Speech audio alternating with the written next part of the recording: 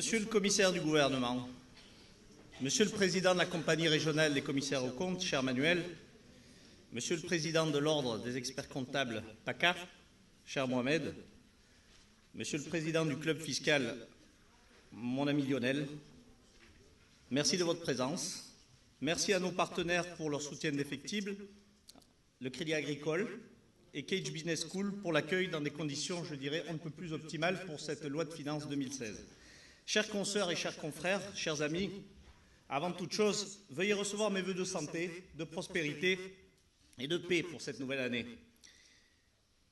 Merci d'être toujours aussi nombreux à cet événement conjoint Ordre et Compagnie, avec l'incontournable Jean-Pierre Cossin, ici présent, notre sage en matière de fiscalité, si tant est soit-il qu'aujourd'hui nous puissions parler de sagesse face à une fiscalité très imaginative. J'aimerais remercier aussi tous les permanents de l'Ordre et de la Compagnie qui se sont investis pour que cette journée loi de finances soit des meilleures possibles au niveau logistique. Merci à eux, en l'occurrence à Florence, Malika, à Christine Lacroix et toutes les équipes de l'Ordre et de la Compagnie. La loi de finances, c'est le moment des nouveautés et du changement. Les entreprises changent, le rôle des commissaires aux comptes aussi. Notre profession a dû relever de nombreux défis. La LME, le livre vert, les seuils des SAS, le H3C, le contrôle qualité, la formation homologuée et tout récemment l'interprofessionnalité avec la loi Macron et actuellement la transposition de la directive européenne de l'audit qui est en cours et dont je vous dirai quelques mots un peu plus tard. Après la crise financière, notre métier a évolué.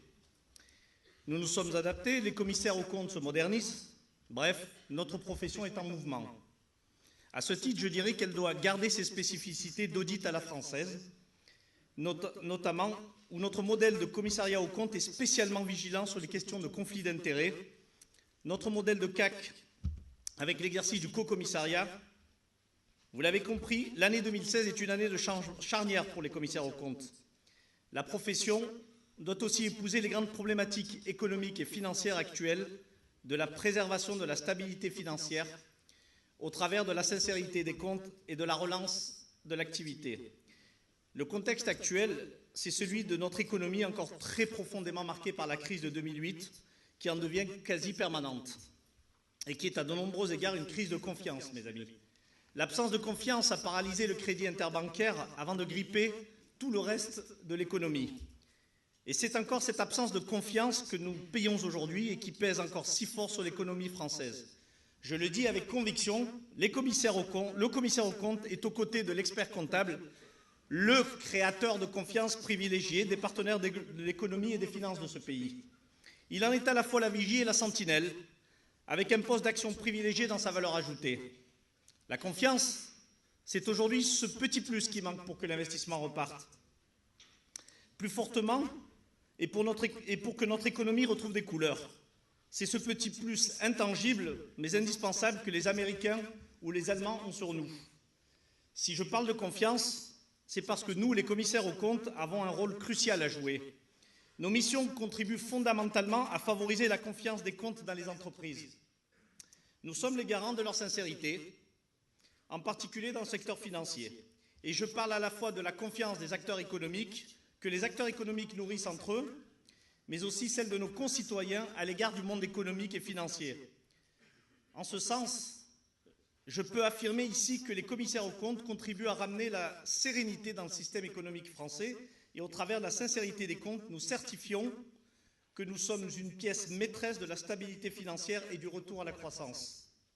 Notre pays propose un audit de qualité et je suis persuadé que c'est cette qualité qui a permis à la France d'échapper aux scandales qui ont affecté les auditeurs des grands établissements dans d'autres États. Vous savez que je suis attaché à la spécificité française, à la qualité dont elle est garante et au fait que tous les commissaires aux comptes, qu'ils soient petits ou gros, sans préjugé aucun, aient le droit de s'inscrire et d'exercer valablement leur métier. Je défends activement cette position au sein du bureau de la Compagnie nationale. Alors, voilà qu'aujourd'hui, cette confiance se transforme en défiance avec les pouvoirs publics et la transposition de la directive européenne. En effet, à travailler dans l'urgence et dans la précipitation, il s'avère que les services de la chancellerie ont la fâcheuse tendance à surtransposer là où la directive européenne n'impose pas d'interprétation particulière.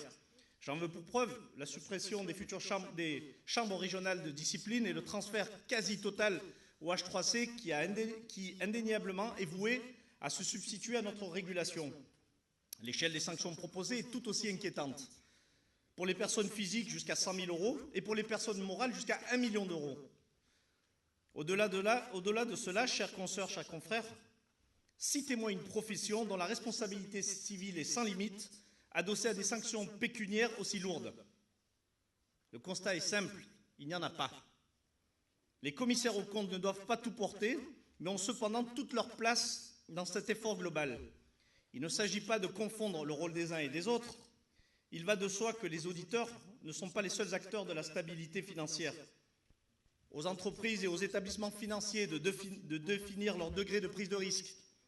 Aux auditeurs qui vérifient les comptes d'exprimer une opinion sur ce profil de risque et les perspectives d'évolution, et surtout de garantir la sincérité des informations transmises. Les auditeurs que nous sommes ne sauraient donc en aucun cas se substituer aux dirigeants et au management d'une entreprise en matière de gestion de risque. Mais précisément, nous pouvons améliorer le dispositif de gestion des risques dans le cadre du dialogue que nous avons avec les dirigeants et les comités d'audit lors de nos missions, et par l'exercice de notre scepticisme méthodique et de notre esprit critique dans le cadre de l'examen des comptes des entités. Comment pouvons-nous valablement parler d'attractivité auprès de nos jeunes avec autant de contraintes et si peu de visibilité? En cette période de vœux, je formule au-delà de tous les clivages politiques l'unité de la profession pour un front commun et qu'une fois enfin nous agissions en professionnels responsables pour la sauvegarde de ce beau métier qu'est le commissariat aux comptes. Il n'y a pas de combat vain, il n'y a que les vaincus qui ne mènent pas de combat. Bonne année à tous. Merci.